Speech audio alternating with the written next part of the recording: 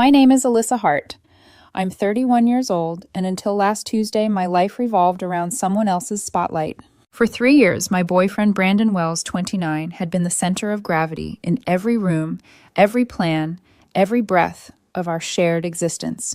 He was charming in that polished, Instagram-ready way, every smile calculated, every gesture rehearsed. To his thousands of followers, we were a power couple, but behind the filters, it was just his brand. And me, his unpaid creative director. I didn't realize how completely I'd been absorbed into his orbit until the night everything ended. It started small, like all breaking points do. I'd spent 6 months designing the centerpiece for an art gallery, opening a commissioned installation that meant more to my career than any project I'd done before. The space was perfect, the client proud, and for once, I wanted to stand beside my work. Brandon didn't agree. He was scrolling on his phone as I pinned my hair up, half listening to my excitement. "I'm not going," he said flatly. I froze mid-motion. "You promised. The gallery's expecting both of us." "My client." He sighed, setting the phone down, like it was an act of mercy. "Alyssa, babe, that gallery is embarrassing. It's derivative tacky. You showing up there makes you look small. We have to think about how this reflects on us." There it was again. Us. His favorite word when he meant himself. "Brandon, this is my work. I designed the installation. It's important to me." He smiled faintly. That pitying smirk reserved for people who didn't understand how the world really worked. "Honey, my presence is the support. Me being on your arm elevates you. Going to your sad little gallery." He let out a laugh that wasn't even cruel, just bored. That does the opposite. The words, "sad little gallery," echoed in my chest like a dull hammer. 6 months of design, sleepless nights, and self-doubt dismissed in 5 syllables. For a moment, I just stared at him, the realization pressing down like cold water. This was who he really was. Every photo, every dinner, every carefully chosen word curated not to lift me up, but to keep me underneath. "I guess," I said slowly, "if you can't show up for me on something that matters, I don't know what we're doing." His expression hardened, then broke into a laugh. "Oh, don't be so dramatic. If you're going to get emotional over this, maybe we're done." He said it like canceling a reservation. And just like that, something in me went quiet. Not broken, just still. "You're right," I heard myself say. "We are." He blinked, surprised that his usual script hadn't worked.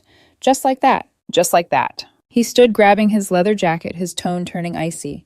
"Honestly, Alyssa, it's for the best. I need someone on my level. You're talented, but you'd rather make pretty maps than make moves." He slung his bag over his shoulder, paused at the door, and delivered his final line with a smirk that could have been trademarked. "And for the record, you'll never find better than me." The door clicked shut. In the silence that followed, I noticed how still the air felt. No panic, no tears, just the low hum of my computer still running in the background. The machine of my life, powered by his approval, was finally shutting down. He believed I was nothing without him, that I'd crumble or beg or try to win him back. Instead, I stood in the middle of our spotless apartment, staring at the evidence of his curated existence, his sneakers perfectly aligned, the color-coded bookshelf, the vanity candles arranged by height, and I smiled. If he thought I'd fight to keep his version of me, he had no idea who I was without the filter. I picked up my phone and called Kieran, my oldest friend and favorite photographer. He answered on the second ring, his voice rough from laughter. "Hey, Liz, you okay? You sound weird." "I'm great," I said, meaning it for the first time in months.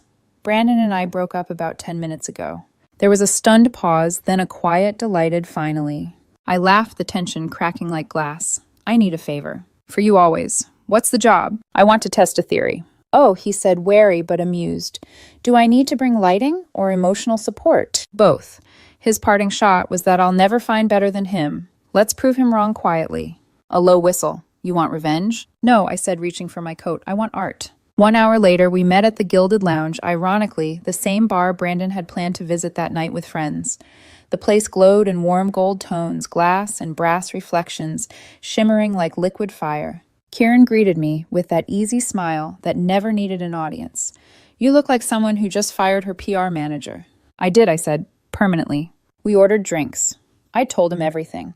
Not with bitterness, but clarity, the way you might describe a dream you've finally woken from. Kieran listened quietly, then said, "Let's take a picture." I raised an eyebrow. "A rebound selfie." He shook his head. "A statement, but subtle. We'll make it look effortless real. He framed the shot with a professional's instinct. I was laughing, caught mid-moment, while he leaned forward slightly, blurred but warm in the foreground. The light kissed my cheeks, soft and amber. It wasn't seductive, it was alive. When he handed me the phone, I stared at the image for a long time. It looked nothing like the manicured perfection Brandon used to demand. It looked like freedom. "Caption it," Kieran said. I typed, "Well, that was unexpected. On to new beginnings." He nodded. "Perfect. Simple. Confident. Post it." I did. Then I set the phone down and exhaled. "You know," I said softly, "that might have been the most honest picture I've ever posted." Kieran grinned. "Welcome back to yourself." Across town, I imagined Brandon's phone lighting up notification after notification, his perfect image cracking under the weight of a single golden-lit smile that wasn't about him. And as the night deepened, I didn't feel vindictive. I just felt free. If he thought I'd crumble without him, he'd never met the woman I become after silence. I woke up the next morning to a phone buzzing like a wasp trapped in a glass. Hundreds of notifications. At first, I blinked at the bright screen confused. Then I saw it my post from last night had blown up. The caption, the lighting. The effortless intimacy of that single image had done what no argument ever could, shifted the narrative. My friends had flooded the comments. "You look radiant, Alyssa." Finally smiling again. "This feels right. Love this for you. Cheers to new beginnings." Every word of support was a small piece of armor rebuilding itself around me. Then I saw the name I knew would appear sooner or later. Brandon Wells. His comment sat at the top like a crack in perfect glass. "What the hell is this?" Seconds later, another. "We broke up 2 hours ago, and you're already posting pictures with some guy." I stared at the screen, half in disbelief, half in fascination. The man who claimed to be above drama was detonating publicly, one frantic comment at a time. The likes on my photo doubled. My real friends ignored him completely, continuing their congratulations as if he didn't exist. It was brutal, the contrast, my calm against his unraveling. His pride was bleeding in real time. Then came a message from my best friend Maya. "Girl, he's losing it. You okay?" I smiled, sipping my coffee. "More than okay." My post had done something unexpected. It didn't just show that I'd moved on, it exposed how desperate he still was for control. The more he commented, the clearer it became who he really was. Another ping, another message. This time from Aaron, one of our mutuals. "We're watching him implode in real time. It's wild. Just don't respond." I didn't. Silence was my strategy now. Brandon's meltdown snowballed for the next 2 hours. His comments turned from confusion to accusation. "Was this guy around when we were together? So this is why you've been distant. You've always needed attention." The irony was poetic. The man who lived for validation was now begging for it from people who'd finally stopped clapping. By noon, his tone shifted again. Rage replaced by humiliation. He deleted the worst of it, but screenshots had already circulated in our group chats. Kieran texted me, "Congratulations. You didn't just post a picture. You started a revolution." I laughed, sending back a picture of my coffee mug. "You make it sound like a coup." "It is," he replied. "You overthrew a one-man kingdom." That afternoon, I met Maya for lunch. She hugged me like I'd just escaped a cult. "You should have seen the group chat last night," she said, eyes wide. Everyone was so relieved.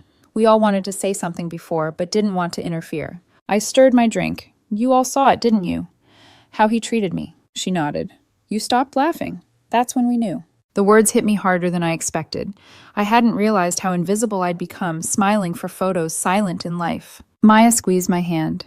"I know you think this was revenge, but honestly, that post wasn't about him. It was you stepping out of his shadow." Maybe she was right, but a small part of me knew Brandon wasn't finished. Narcissists never leave quietly. That night, as I sat sketching new designs in my living room, the phone buzzed again. A message from him direct, not through comments this time. "Brandon, we need to talk. This is getting out of hand." I didn't reply. "Brandon, you're humiliating yourself. Everyone thinks you cheated. Take the post down, and I'll tell people it was mutual." I stared at the words, felt my pulse slow. His tone was pure manipulation, calm, reasonable, disguised as help. He wasn't offering peace. He was demanding narrative control. I typed one line back. "No, I'm moving on. You should too." Then I muted him. Outside, rain started tapping against the window. I leaned back, listening to it, feeling a strange sense of balance return. By midnight, Aaron messaged me again. "You've seen his new story." Curious, I opened it. It was a black screen with text in white. "Some people show their true colors after the breakup." Disappointed. A hollow attempt at damage control. I didn't even feel angry, only tired. He was performing for an audience that was shrinking by the minute. By the next morning, his comments were gone erased at 3:00 a.m., the digital equivalent of sweeping up glass after a tantrum. But it was too late. Everyone had seen. My DMs filled with screenshots and messages of support. "You dodged a bullet." He showed his true self finally. "We're proud of you, Alyssa." And then one message stood out, from Kieran. "The photo's doing more than proving a point. It's healing something in you, isn't it?" I stared at it for a long moment before replying. "Maybe. Or maybe I'm just remembering what I look like when I'm not edited." Later that night, Kieran called. So now what? Now I smiled. Now I clean house digitally and physically. "You mean delete photos? Delete, unfollow, block, box. Every trace of him goes out of this apartment, even the shadows." He chuckled softly. "That sounds like a purge." "Exactly." As I hung up, my gaze landed on the large, wall-mounted fantasy map Brandon had once called our shared masterpiece. I'd designed it from scratch, a sprawling work of cartographic art filled with intricate details, mythical lands, and stories only I understood. He'd love to brag about it at parties, telling people he'd commissioned it for us. But it wasn't ours. It was mine. That map was going to be the last thing he ever tried to take from me. He just didn't know it yet. By Saturday, I had started packing his things into boxes. 3 years of a shared life condensed into cardboard, his gym clothes, his collection of designer colognes, the stack of self-help books he never finished, but quoted endlessly online. Each item I taped shut felt like sealing away another version of myself I'd outgrown. The apartment was quiet except for the soft tear of packing tape and the hum of the air conditioner. On the wall across from me hung the map. The map. Capital M was the first major piece I'd ever designed for myself, not a client. A sprawling hand-drawn world of imaginary kingdoms, detailed coastlines, and ocean currents that shimmered faintly under varnish. I had poured every ounce of imagination into it, 3 months of late nights, dozens of drafts, the kind of work that hums with personal meaning. When Brandon saw it, he'd loved it not for what it represented to me, but for how it looked in our living room. "It makes us look cultured," he'd said once, tracing a finger along the mountain range. "Sophisticated. Like world travelers." I used to laugh at that. Now it just made my stomach tighten. By noon, I had taped up the last box. I took a slow breath, ready to rest, when there was a violent pounding on the door. I froze. The peephole revealed what I already suspected Brandon. His expression was raw and blotchy eyes, rimmed red hair, unkempt. The flawless man who once scheduled his own reflections now looked like someone whose world had cracked overnight. I hesitated before opening the door just enough for him to see me, but not to step in. "Alyssa," he started, voice trembling but urgent. "Please, we need to talk." "No, Brandon," I said calmly. "We really don't." "Come on," he pleaded, shifting his weight forward. "You can't just end things like this. I've been thinking and I messed up. You were right about the gallery. I should have supported you." His tone was soft, but there was that faint performative lilt, like a man practicing contrition instead of feeling it. "I appreciate the words," I said evenly. "But this conversation is over." His eyes flicked past me into the apartment scanning, and then he saw at the map still hanging on the wall. His entire face changed. The fragile remorse vanished. "You're keeping that," he snapped, pointing. I blinked. "Excuse me." "That's mine," he said, stepping forward, his voice rising. "You made it for us. It's part of our home. You don't just get to..." I straightened. "Brandon, I created it. I drew every line, every detail. You didn't even touch it." His jaw clenched. "You can't do this. It's, what do they call it, communal property, shared asset." "This is my apartment," I reminded him. "Your name's not on the lease. You moved in with me." He scoffed. "So what? You think you can just erase me?" I think I said slowly, "That's exactly what I'm doing." The words hung between us. For a moment, neither of us moved. Then he tried to push past me. I caught the edge of the door, blocking him. "No, Brandon. You can schedule a time to pick up your boxes. That's it." His voice hardened sharp now. "You've been talking to that photographer, haven't you, Kieran? He's always had a thing for you." I almost laughed. "Kieran's been my friend for 10 years. He's not the problem here." "Right," he said with a sneer. "Because you're innocent. Posting pictures with another guy the same night we break up. Real classy, Alyssa. Everyone thinks you were cheating." "People can think what they want. I know the truth." His hands balled into fists at his sides. "You're unbelievable. You've ruined my reputation, and you're standing here acting like I'm the bad guy." I felt something click inside me, a kind of detached clarity. This was the man who'd told me I'd never find better. The man who thought my existence revolved around validating his ego. "I'm not acting," I said quietly. You are. His eyes darted again to the map. I'm taking it, he said flatly. No, you're not. His voice dropped to a hiss. You'll regret this. I can sue you for property theft. I have messages proving you said it was ours. Go ahead, I replied. The receipts for the printing, the materials, the mounting, they're all in my name. You might want to check who actually paid for things before threatening legal action. He stared at me, seething, his facade cracking inch by inch. For a moment, I saw something almost human beneath the anger, a hollow, terrified man watching his illusion of control crumble. You're cruel, he spat. Vindictive. No, I said, my tone steady. Just done. I started to close the door. He slammed his hand against it, but I held firm. You don't get to rewrite this, Brandon. Not this time. He stood there breathing hard, then finally stepped back. This isn't over, he said. Actually, I said, meeting his eyes, it is. I shut the door, locked it, and leaned against the cool wood. Outside, he shouted something incoherent before his footsteps retreated down the hall. Inside, the apartment was still again, but it wasn't the same stillness as before. This one felt earned, solid. I looked over at the map. The seas shimmered under the lamplight like something alive. I whispered to it, Don't worry, he's not taking you anywhere. That night, I poured myself a glass of wine and sat in front of it, tracing the borders of my imaginary kingdoms. Every line I had drawn was an act of creation, my creation. And for the first time, I realized it had always been a map out of him. The week after Brandon's unannounced visit felt deceptively peaceful. He stopped showing up, stopped calling, stopped commenting. The silence was suspicious, too clean, too careful. Anyone who's loved a manipulator knows quiet doesn't mean peace. It means planning. The first sign came through my phone. Maya called one afternoon, her tone cautious. Alyssa, heads up. Brandon called me. I sighed. Let me guess he's rewriting the breakup. You have no idea, she said. He was crying, like full tears. Said you'd been distant for months, that you'd been, quote, emotionally unavailable. Claimed you were obsessed with your job and he just couldn't reach you anymore. I rubbed my temple. So now he's the abandoned one. Exactly. I told him I didn't buy it. He hung up on me. The next day, Aaron texted. He tried me too. Same story. Says you were cold, says you humiliated him online. Dude's rewriting history like he's auditioning for a Netflix docuseries. I didn't respond immediately. Instead, I set my phone aside and stared out my studio window. Part of me almost pitied him. He wasn't trying to win me back, he was trying to own the ending, to salt the earth so that no one else could grow there. But his strategy was backfiring. Every person he called saw through the performance. His crocodile tears were so transparent they were almost comedic. And that made him dangerous. When control over people failed, he went after something more fragile, my work. It was Thursday morning when my phone rang again. The name flashing on the screen stopped me cold. Ethan Reyes, the marketing director for the boutique hotel chain I'd been designing for. I answered. Pulse quickening. Hey, Ethan. Everything okay? He hesitated, his voice professional but uneasy. Alyssa, sorry to bother you. I just had a rather strange phone call from a man named Brandon Wells. Said he was a close friend of yours. I closed my eyes. Oh, God. Ethan continued carefully.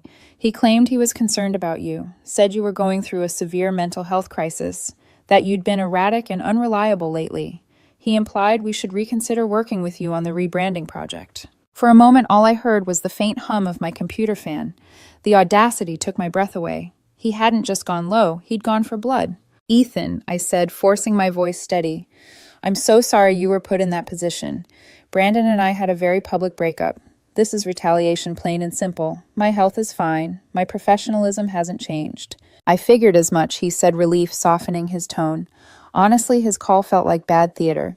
But I wanted to confirm. I took a breath.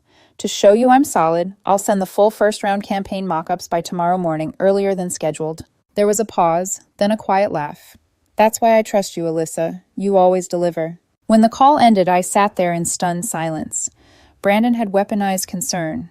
He'd wrapped malice in empathy, hoping to make me look unstable. It was cruel in the most calculated way, so plausible on the surface, so venomous underneath. But instead of anger, I felt focus, precision. That night, I poured every ounce of frustration into my work. By 2 a.m., the presentation was finished, polished, elegant, ahead of schedule. When I sent it to Ethan the next morning, his reply came within minutes. Brilliant work. You've outdone yourself. Contract extension coming next week. I smiled, imagining Brandon's face if he ever found out. His attempt to destroy me had just earned me a promotion.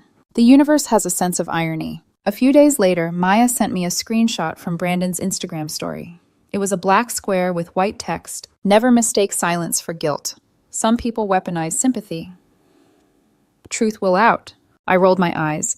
He was flailing, desperate to reframe himself as the victim of some elaborate betrayal. I typed back to Maya. "He's running out of script," she replied. "Then stop giving him lines. Stay quiet. It's killing him." So I did. I didn't defend myself. I didn't post a thing.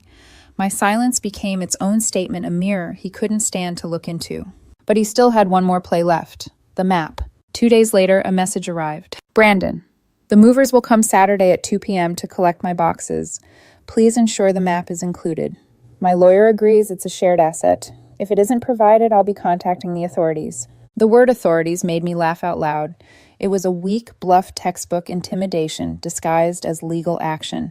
Still, I wasn't going to argue. If he wanted the map, he'd get it, just not all of it. I stood in front of the wall that night, staring at the vast piece of canvas that had once symbolized everything we shared. The kingdoms, the oceans, the delicate, hand-drawn borders. It was all too perfect, too whole. And that's when the idea came to me. A kind of poetic justice only a designer would appreciate. I turned off the lights, rolled up my sleeves, and laid the map flat on the floor.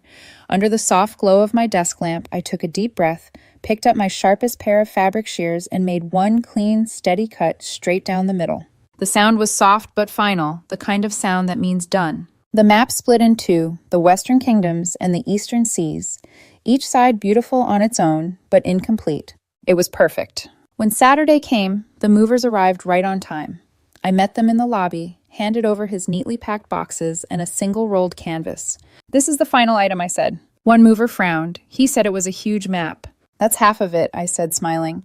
"It's a shared asset. He's welcome to enjoy his share." Their confused nods were the punctuation mark on a masterpiece of quiet revenge. As the elevator doors closed behind them, I exhaled for what felt like the first time in weeks. The apartment above me felt lighter, like I'd cut out the last thread tying me to him. I returned to my living room, staring at the blank rectangle on the wall where the map used to hang. The empty space did not feel like loss. It felt like potential. When the movers left with half of the map, I poured myself a glass of wine and stood before the empty wall. For 3 years, that wall had been a monument to him, to us, or at least the version of us he wanted the world to see. Now it was just clean, bare space. And somehow it looked more alive than it ever had before. Kieran dropped by. That evening, his camera slung casually around his neck. He stepped inside, looked at the wall, then at me. "You actually did it, didn't you?" I nodded, a wry smile forming, straight down the middle. I figured if he wanted to divide everything, I'd give him exactly that. He laughed softly, shaking his head. "That's cold. I'm impressed." "It's not revenge," I said. "It's geometry. Balance." He raised an eyebrow. "You cut a 3-month art project in half and call it balance." "Exactly." He didn't argue. Instead, he walked closer to the blank wall, hands in his pockets, studying the faint rectangular shadow where the map used to hang. "You know, I think I like it better this way," he said. "It's open, honest." That night, as we sat on the couch, I checked my phone one last time before turning it face down on the coffee table. Nothing. No message from Brandon. No threats. No calls. Just silence. I should have known that silence wasn't surrender, it was the calm before the explosion. Because on Sunday morning, the texts started rolling in. First from Maya. "He's lost it." He posted pictures of half a map with some cryptic caption about betrayal and destruction. His followers are confused. Some think you vandalized his art. He's spiraling again. Then Aaron. "Don't even look at his feed, it's pathetic. He's trying to spin it like you ruined something he created. Everyone knows it's yours." I didn't look. I didn't need to. I knew the pattern: perform, manipulate, erase, repeat. But curiosity won. That evening I opened his profile. There it was, half of my map hanging crookedly on a gray wall, captioned, "When someone tears your world apart, sometimes all you can do is rebuild from the ruins." The comments were a battlefield. Half were pitying messages from strangers. The other half were from people who knew us quietly calling him out. "Wasn't that Alyssa's work? Pretty sure she designed that, dude. Rebuild." "You mean reframe?" I set the phone down my chest, strangely calm. His performance was collapsing under its own weight. People were seeing him for what he was. No editing, no filters, no script. A week passed, then another. The digital noise faded, replaced by a steady, satisfying quiet. Until one night, Maya called again, laughing so hard she could barely speak. "Okay, you're going to love this." Apparently, he tried to sell the map. I sat up. "What?" "Yeah, one of my friends at that boutique gallery downtown. He brought it in, wanted to consign it. But when they asked for proof of authorship, he said it was collaborative art. They Googled you, found the original project post from your portfolio. He got caught in the lie, left furious." I couldn't help it. I laughed. A deep, genuine laugh that filled the apartment. It wasn't joy at his downfall. It was relief. Because for the first time, the truth didn't need my defense. It stood on its own. Later that night, I unrolled my half of the map across my studio table. The paper still held the faint scent of varnish. The eastern seas glowed under my desk lamp edges, frayed from the cut. I ran my hand gently across the torn edge, clean, decisive, beautiful in its imperfection. It wasn't broken. It was reborn. I took my pencil and wrote in small script along the border. "Half a world is still enough to start again." 2 weeks later, I had it professionally framed and hung in my workspace.